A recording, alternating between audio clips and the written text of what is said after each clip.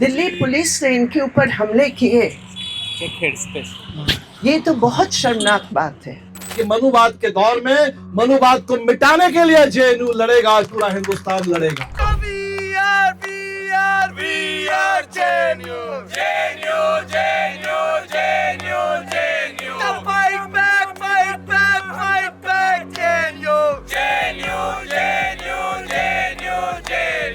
वो इस विश्वविद्यालय के वाइस चांसलर बनने के लायक नहीं है, ये हमने पहले से ही स्पष्ट कर दिया है।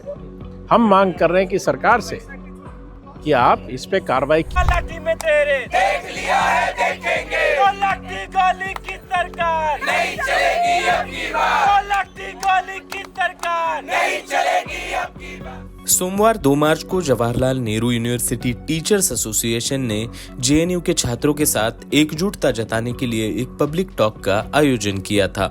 इस कार्यक्रम में सीपीआई-एम के नेता बृंदा कारात, सीपीआई-एमएल के नेता दीपांकर भट्टाचार्य, कांग्रेस नेता मुकुल वासनिक समेत सीपीआई के नेता भी शामिल हुए।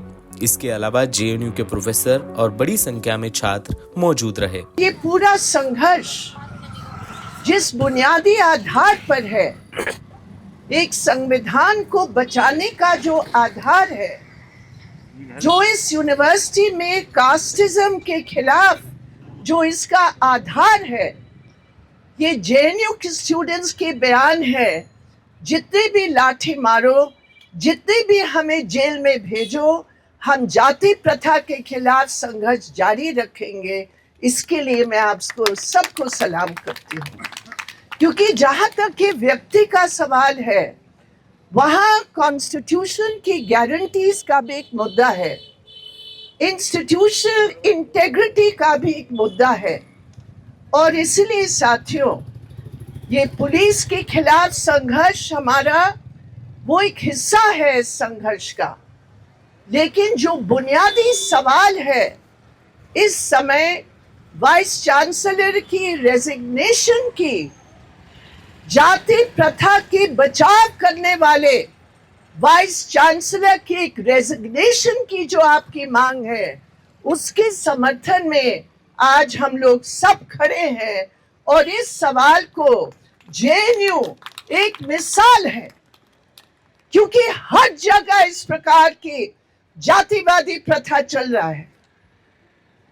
अंबेडकर ने कहा, डॉक्टर बाबा साहब अंबेडकर ने कहा एनाहिलेशन ऑफ कास्ट में, whichever direction you turn, whichever path you take, you will see the monster of caste.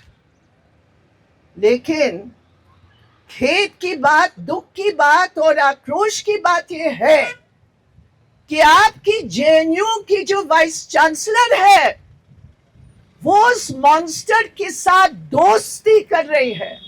छात्रों के समर्थन में आयोजित इस कार्यक्रम में टीचर्स एसोसिएशन के पदाधिकारी और वक्ताओं ने जेएनयू-एसयू के छात्रों की गिरफ्तारी की निंदा की। साथ ही छात्र नेताओं को निष्कासित किए जाने के फैसले पर भी सवाल उठाए।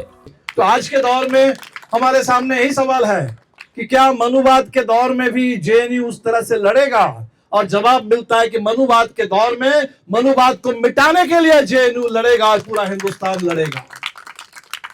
तो जेएनयू की जो पहचान रही है पिछले 50 साल से, जिस साहस के लिए, जिस संघर्ष के लिए, जिस संकल्प के लिए, जिस चेतना के लिए, जिस एकता के लिए हम लोग जेएनयू को जानते रहे हैं, इस कठिन समय में भी आपने उसको बरकरार रखा है, बल्कि और उसको मजबूती दी है। और यही कारण है कि आज एक वाइस चांसलर आकर के वो कभी तो मनुवाद के पैरोकार बनती है, कभी पूरे जेएनयू के लिए, एबीवीपी के लिए या बीजेपी के लिए, संघ परिवार के लिए पॉलिटिकल स्ट्रेटेजिस्ट बनती है कि कैसे जेएनयू की एकता को, कैसे जेएनयू के छात्रों की चेतना को कुंभ किया जाए, कैसे इस एकता को तोड़ा जाए, कैसे कुछ भ्रम फैलाया जाए, इसकी पूरी कोशिश कर रहे हैं।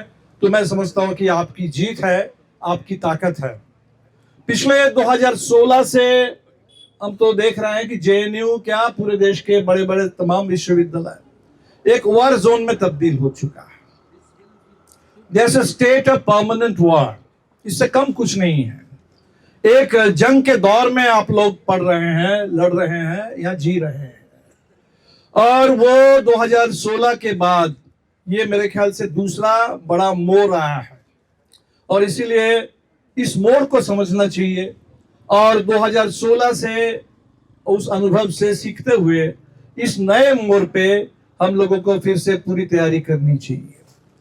जेएनयू में लगातार कुलपति पंडित के खिलाफ स्टूडेंट्स आंदोलन कर रहे हैं और उनसे माफी और इस्तीफे की मांग कर रहे हैं।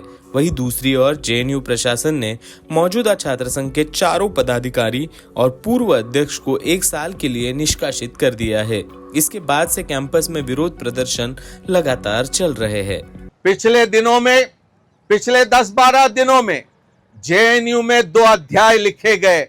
एक काला अध्याय जिसकी लेखिका यहाँ की वाइस चांसलर है और दूसरा एक स्वर्णिम अध्याय जिसे यहाँ के छात्रों ने और यहाँ के शिक्षकों ने लिखा है। मैं समझता हूं कि आपने यहाँ पर एक मजबूत बुनियाद डाली है। यहाँ पर हम सिर्फ कोई चंद मांगों के लिए नहीं लड़ रहे, लेकिन भारत के संविधान में जो बुनियादी उसूल है उन उसूलों की रक्षा करने के लिए हम सब यहाँ पर एकत्रित हुए हैं। वो इस विश्वविद्यालय के वाइस चांसलर बनने के लायक नहीं है, ये हमने पहले से ही स्पष्ट कर दिया है। हम मांग कर रहे हैं कि सरकार से कि आप इस पे कार्रवाई कीजिए, क्योंकि उनकी जो सोच है इससे तो तय है, उनको कोई लज्जा नहीं है, कोई लज्जा नहीं है जिसके कारण वो इस पद से खुद ही स्वयं ही उसको छोड़ेंगी। ये होगा नहीं, इसलिए हम सरकार से मांग कर रहे हैं कि आप इनको इस पद से हटाएं। आपने बिठाया है, आप हटाएं और साबित करें कि सरकार इस मानसिकता के साथ नहीं है जो उन्होंने अपने पॉडकास्ट में व्यक्त किया। द वायर के और वीडियोस देखने के लिए सब्सक्राइब करें और बेल आइकन पर क्लिक करें। स्वतंत्र पत्रकारिता की आर्थिक मदद करने के लिए डिस्क्रिप्शन में दिए गए लिंक पर जाएं और अपनी राशि चुनें।